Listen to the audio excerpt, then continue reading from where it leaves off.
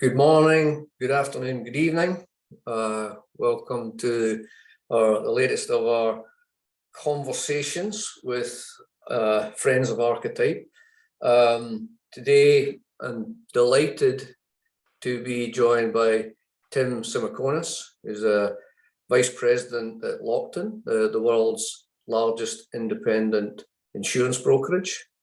Also delighted to be joined with my colleague, Steve Herman. Steve is an executive at residence here at Archetype. Steve's also a benefits insurance industry veteran.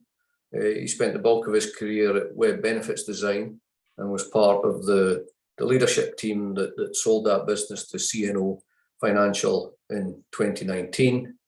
And I'm your moderator of this discussion today, Iain Fitzpatrick, Chief Strategy Officer here at Archetype. Welcome, Tim. Welcome, Steve. Thank you, Iain. So we've set today's conversation up around the intersection between the benefits insurance space and the private equity space. We're coming to the end of 2022, which has sort of been a difficult year financially in a lot of ways. Certainly in the public markets, we've seen 15 to 20% decline in the major indexes. We've not yet seen that level of decline in private market valuations, but because of that, those tend to lag. You've got many of the commentators saying that they expect private market valuations to underperform the public market indexes in 23. So we have some of that overhang there. We're seeing, certainly in the tech space, we're starting to see some significant layoffs, and therefore a lot of people predicting a recession in 23, unless a soft landing can be achieved. So with that overall macro context, Tim, how has that impacted the broker firms and their markets? Thanks again, Iain and Steve, for allowing me to be on this webinar. It's been a very interesting year with the declining markets and incoming recession is what I have on my mind. But at the same time, hospital and cost of care, our clients' medical claims are probably the highest they've been in years. You saw a little bit of a dip during the COVID-19 with delayed care. Hospitals and people are now getting those procedures done. But at the same time, the cost of labor, the medical inflation between healthcare and both pharmacy are at record highs. So everything in my world is going up as the economy is going down. So it's kind of the inverse action. And we went through a period of probably 2 years of clients not making many changes. Claims were down, inflation, medical inflation was down. A lot of people stayed on the same carriers, same solutions, and kind of were in cruise control. But now this year, the changes that we made for 1/1 on a lot of large client plans, everyone's looking at everything. It's under a microscope. Cost is king. How do we save costs, improve care? That's on everyone's top of mind right now in this marketplace. Steve, you're very connected into the marketplace. How do you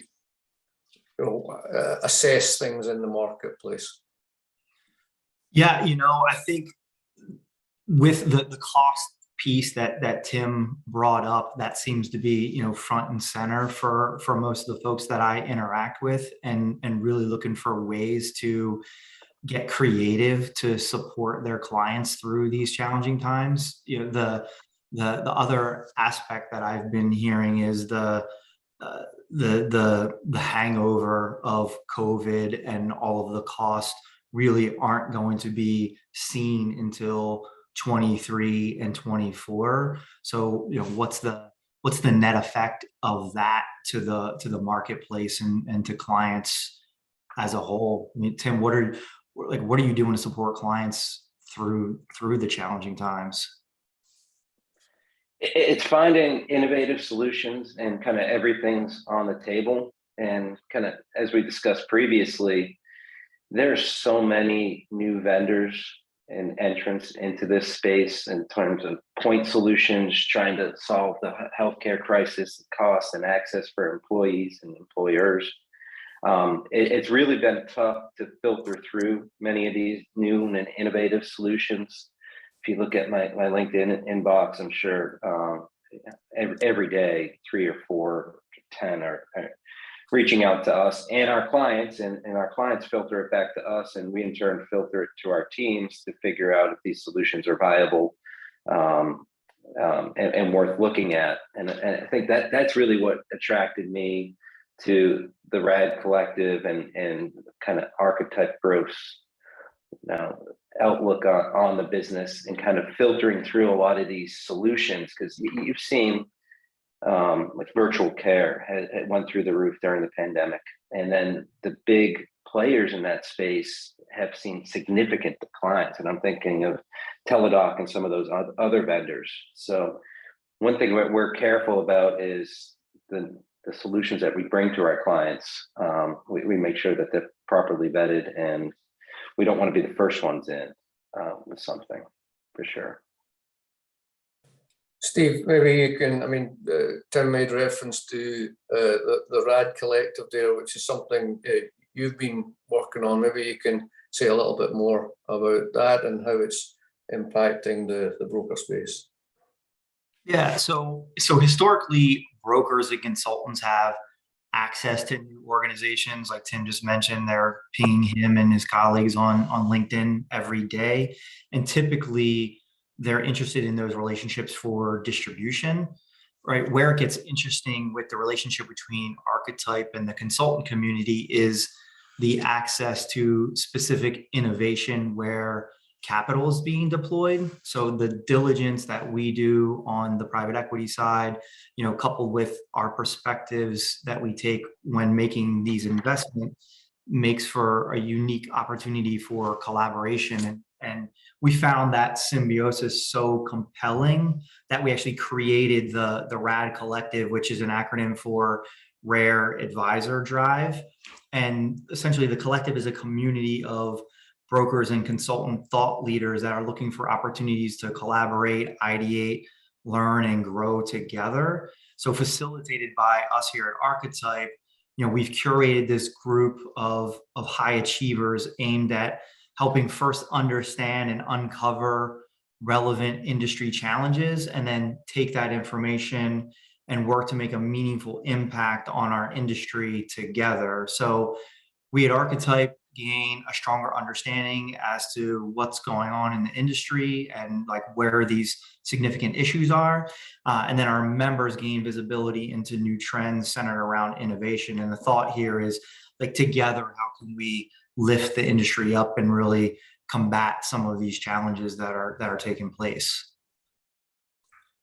So let me just summarize what I've heard from the two of you so far. Is, Tim, you talked about a period of disruption in the marketplace. As you said, costs or medical inflation costs are high. You're seeing your clients wanting to, expecting you to bring solutions to help them address with that, maintain or indeed improve levels of care, but bring the cost down. We've got the significant change in behavior that was a result of COVID, the dramatic increases in telehealth and so on and so forth. So this really sort of talks to this, intersection between what's happening in the broker world and the investment world, where there's the opportunity to take a lens into what's coming, where are people investing, and what's available to meet the needs of your clients. In talking previously, Tim, you've talked about being at the leading edge, but not at the bleeding edge of development. So can you talk a little bit more about your process for the way that you get an understanding of different developments in the marketplace and process those for your clients?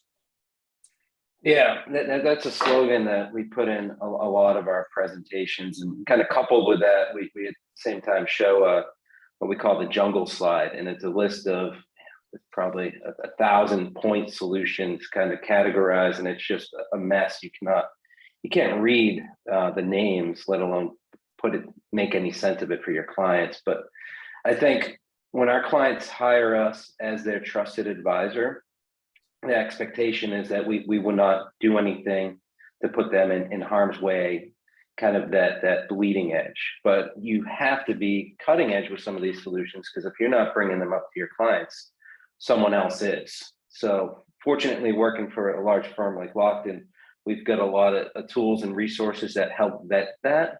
But what I found, I was on a client call yesterday with someone up in Chicago, and they mentioned a new vendor that I hadn't heard of.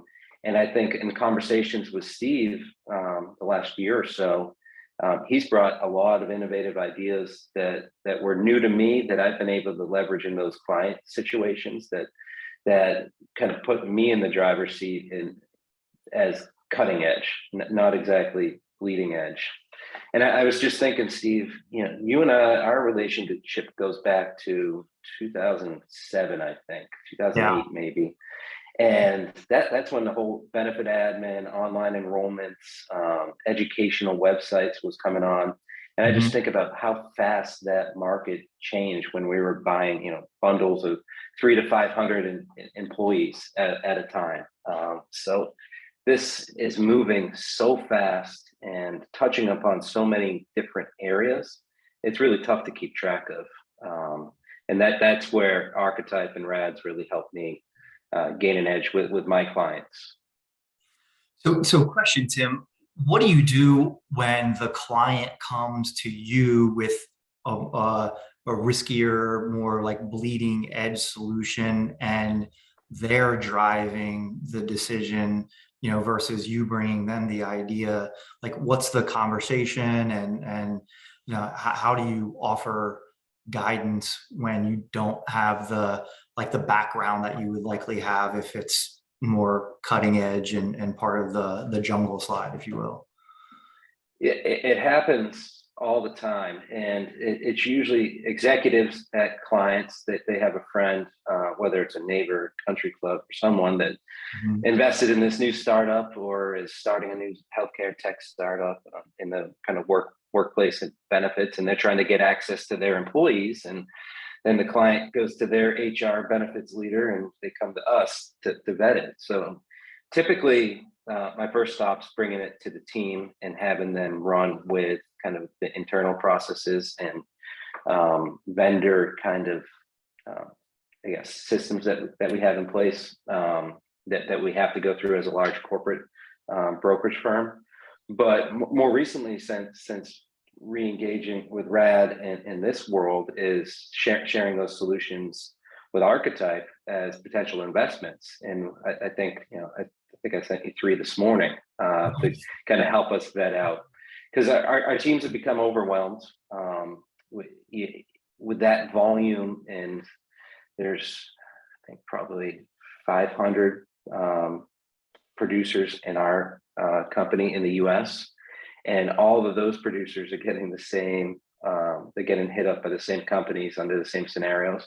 It's impossible to vet them all. And I don't feel comfortable sending absolutely everything over to those teams, because it's they need to do client work. They can't spend all day vetting these new solutions, whether they're good or bad. So definitely having the relationship with Archetype and using it as another way to qualify some of these solutions has been a huge help for me and our teams that work on this.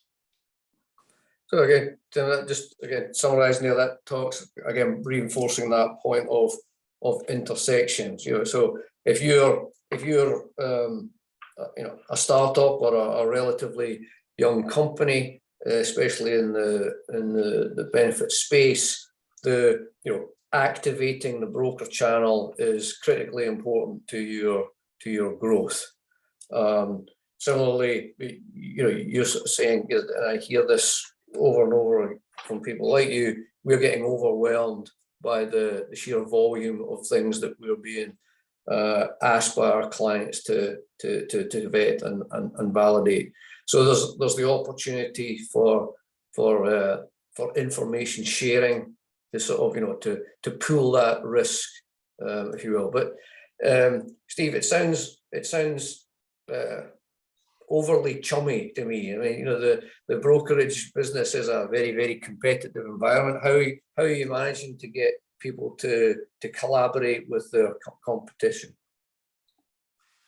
Yeah, I think the first thing we do is just call it out, right? We're amongst our competition, but we're not here to reveal one another's secrets. That's really not the intent of bringing everyone together.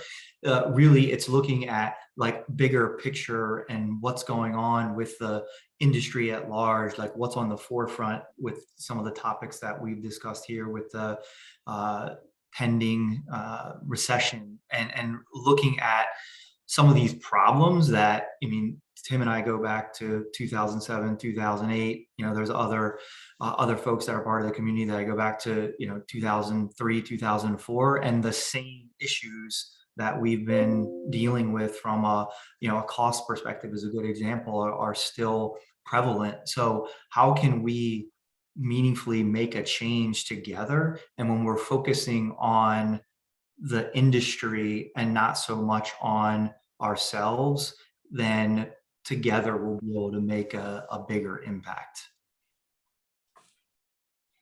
Sure. Right. Yeah. Sorry,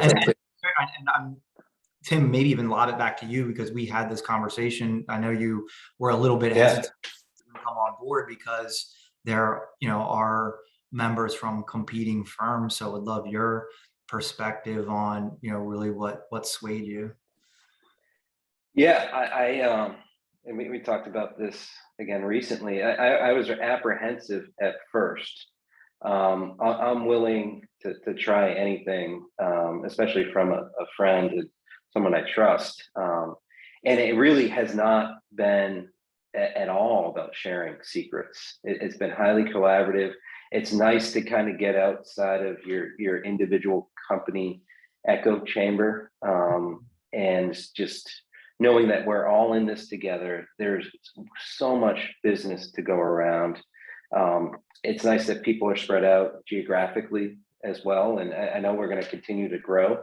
It's not about going after, each other's business on secrets that you learn about in a conversation. So I'm really looking forward to getting together with people coming up in New Orleans soon, and continue the network and collaboration kind of as an industry, but not specific to kind of poaching each other's business. I don't feel that way at all. But that was a fear of mine going into this. It sounds like what you're talking about, that there is a shared, a collective interest within the community there. I mean, that clients are expecting you to help them navigate this, this very complex landscape, the jungle, as you referred to, the particular market dynamic around pressure of cost. That's shining a light on the opportunities that you and your fellow community members, Tim, have the ability to sort of to cooperate to all get better at being able to meet the needs of clients. Exactly. I wanted to maybe just to move into sort of the final segment of our discussion, come back to this intersection of private investment flows and the solutions that are meeting the needs of your client. We in our preparation for this discussion, then you sort of said you wanted to talk a little bit more about the processes that investment firms go through to make those decisions? What do you think it would be interesting for people to explore? Yeah, kind of turning the tables around as you as the moderator, Iain, what's Archetype's process and determining on what companies, and I know many of them are your consulting clients, that your Archetype's going to invest their personal funds in, and that you see the opportunity for growth, and kind of what's the diligence process that you go in both financially and kind of market wide to invest your money? Yeah, well, I mean, the Archetype model itself is something that's a bit different. It's what, quite frankly, attracted me to coming here.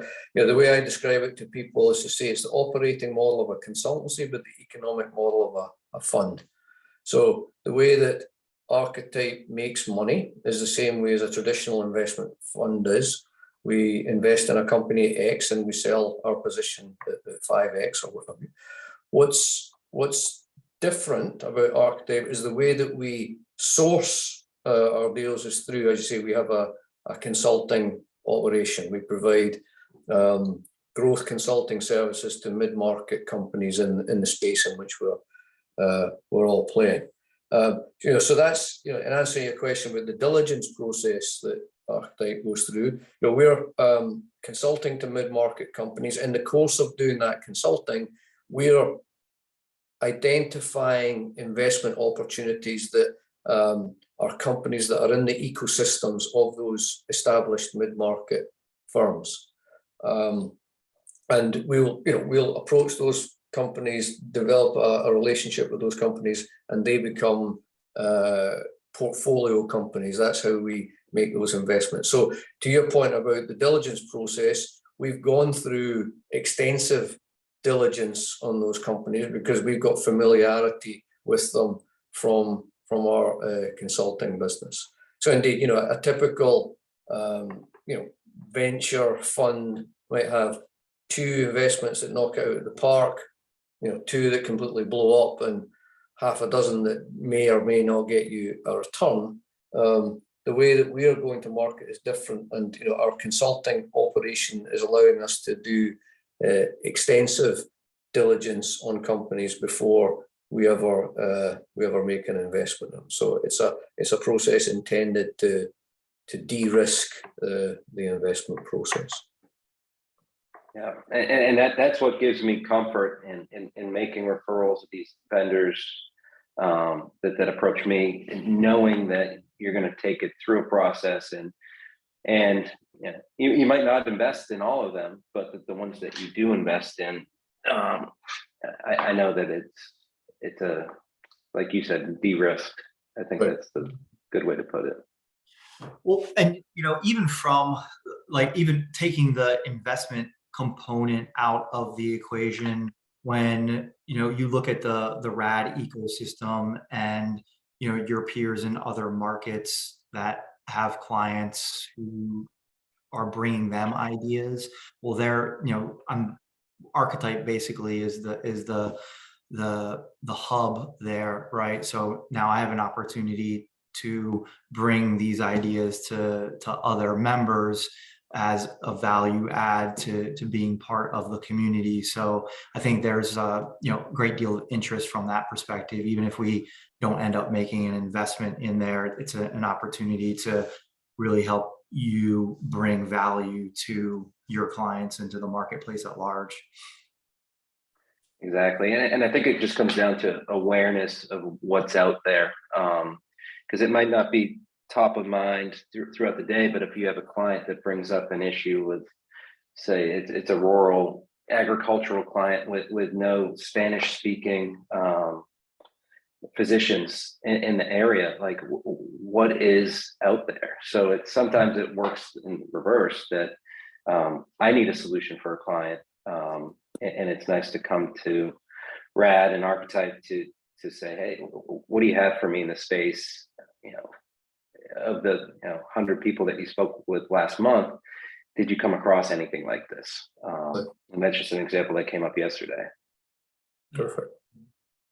So by way of closing out, and folks, we've got a couple of battle-hardened veterans of the space, and we always like to sort of leave with some thoughts and guidance and advice for folks. So, Tim, you working at Lockton, you've got access to resources that of the level that might not be available to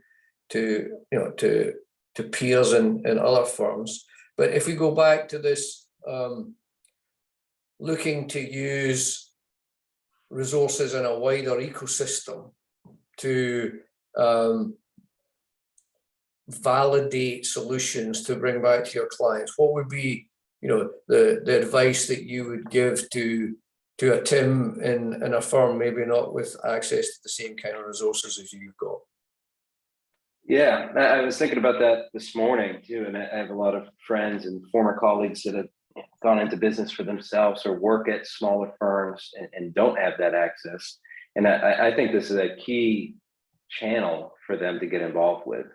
I know it's a pretty exclusive group, kind of say that tongue in cheek, but it not just anyone can get involved, and I feel lucky to be one of the founding members. But if you're not bringing innovative solutions to your clients, no matter where you go to look for them, I think that client's at risk. And I think you got to stay at the forefront of being innovative. And again, not bleeding edge, because you never want to implement something that does harm to a business or compromises their data in any way.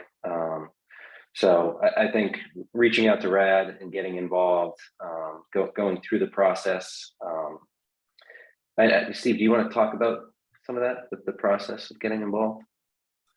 Yeah, absolutely. I mean, we have a website, radcollective.com, that'll give you a foundational resource to learn more about the collective. And I mean, reach out to me directly, whether it's on LinkedIn or via the website, and we can talk about how collaboration from your perspective as a potential member would be valuable to the community. And we would love to entertain having you be part of the group and participate in, actively participate in our ongoing webinars and just interacting with the community at large. And still, for you to wrap up, as you've been around this industry a long time, what are the couple of criteria for success that you've seen in people doing Tim's job over the years? What are the key critical success factors for people looking to have the kind of impact that we're describing here? Yeah, I would say consistency has always been it's probably one terminology, is making sure that you're consistently doing the things that you say you're going to do, and looking to make an impact for your client, and really just the consultants that I've developed the best relationships over the course of my career have really put the client's interest ahead of theirs, and really look to make the client's organization better, and in so doing it lifts them up and their organizations up. Okay. Well, thank you to both. I mean, what I've taken away from here is say this intersection that we started the discussion with, we can finish. I mean, there's the opportunity by bringing the insurance broker networks into the investment process to better validate the types of solutions that will have impact in the marketplace. So enjoyed the conversation, and thank you to you both. No, thank you, Iain. Thanks again. Thank you, Iain. All right, everyone.